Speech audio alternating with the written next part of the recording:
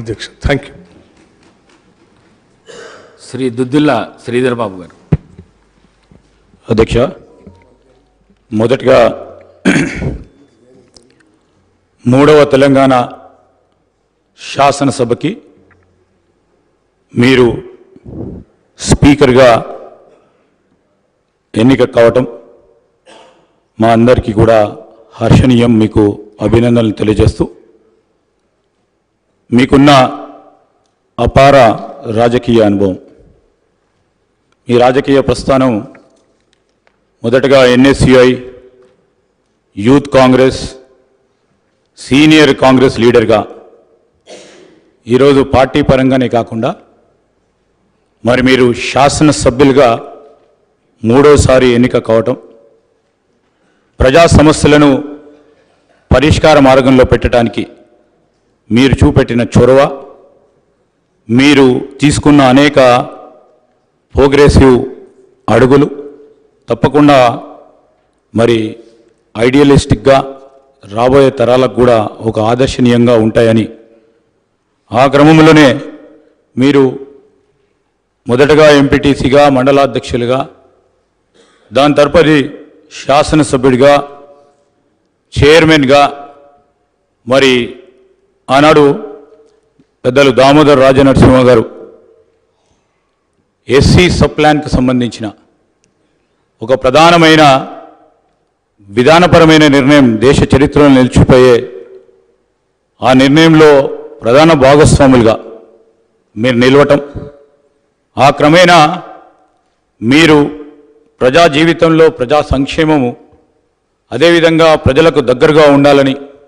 ఓడినా నేను మీకున్నానని ఒక ధైర్యాన్ని ఇచ్చి ముందుకు నడిపిన వైనాన్ని ఈరోజు గుర్తు తెచ్చుకుంటూ, మరి మీరు మంత్రిగా హ్యాండ్లూమ్స్ అండ్ టెక్స్టైల్స్కి సంబంధించి ఉమ్మడి ఆంధ్రప్రదేశ్ రాష్ట్రంలోనే ఆనాడు ఎయిర్పోర్ట్స్లో కానీ, రైల్వే స్టేషన్స్లో కానీ, కాలేజీలో కానీ, బస్ స్టాండ్స్లో కానీ మీరు హ్యాండ్లూమ్స్ను ఎంకరేజ్ చేయాలని, ప్రోత్సాహం చేయాలని స్టాల్స్ పెట్టడం, ఆ క్రమంలో హ్యాండ్లూమ్స్ అండ్ టెక్స్టైల్స్కి సంబంధించిన వారన్నిటిని కూడా ఆదుకోవాలనే మీ ప్రధానమైన ఉద్దేశాన్ని ఈ సందర్భంలో మరి జ్ఞప్తికి తీసుకొస్తూ, రాబోయే కాలంలో కూడా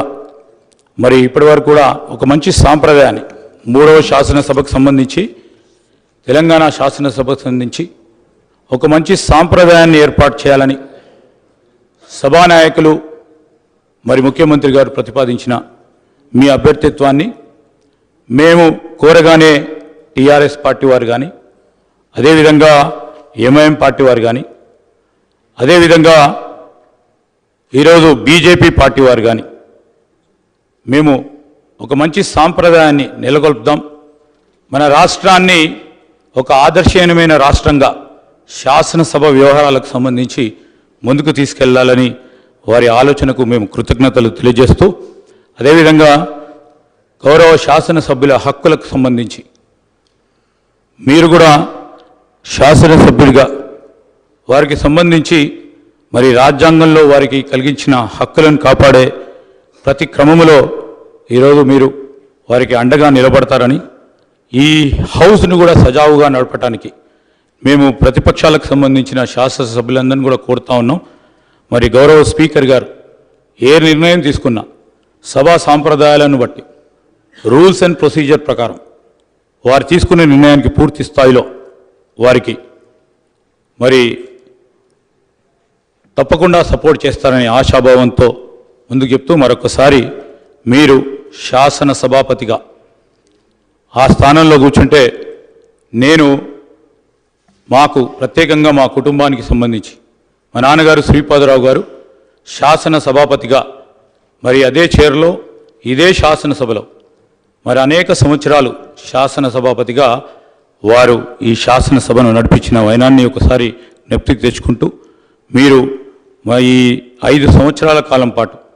ఈ శాసనసభని దిగ్విజయంగా ఈ తెలంగాణ రాష్ట్రంలో ఉన్న ప్రజా సమస్యలను ఈ శాసనసభ వేదిక ద్వారా తీరికంగా చర్చించే ఆలోచన చేస్తూ ఉన్న మా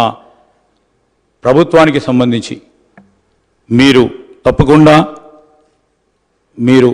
దిశని ఇవ్వాలని కోరుకుంటూ మరొకసారి మీకు అభినందన తెలియజేస్తూ సెలవు తీసుకుంటాను. శ్రీ కల్వకుంట్ల తారక రామారావు గారు. అధ్యక్ష, ముందుగా శాసన